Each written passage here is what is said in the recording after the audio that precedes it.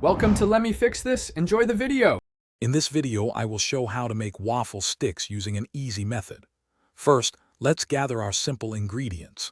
You'll need 1 1/2 cups of all-purpose flour, 2 tablespoons of sugar, and 2 teaspoons of baking powder. Don't forget 1/2 teaspoon of salt, 2 large eggs, and 1 cup of milk. Finally, have 4 tablespoons of melted butter and 1 teaspoon of vanilla extract on hand. These basic items are all you need to start this delicious journey. Now let's mix our batter to perfection. In a large bowl, whisk together your dry ingredients, the flour, sugar, baking powder, and salt.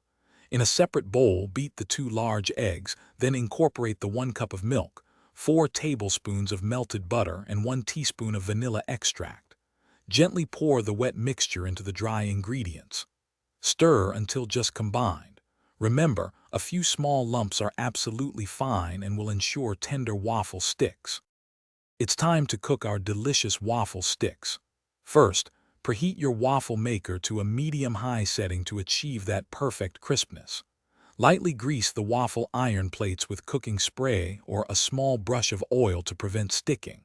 For each batch, pour about 1/2 cup of batter onto the hot waffle maker.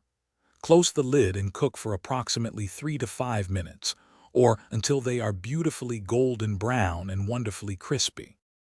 Finally, let's talk about serving your fantastic waffle sticks. Carefully remove the cooked sticks from the waffle iron using tongs to avoid burning your fingers. For the best experience, serve them immediately while they are still warm and fresh. You can top them with classic maple syrup, a handful of fresh berries, or a simple dusting of powdered sugar. Enjoy these delightful, easy-to-make waffle sticks as a wonderful breakfast or snack. Thanks for watching. If you found this helpful, don't forget to like and subscribe.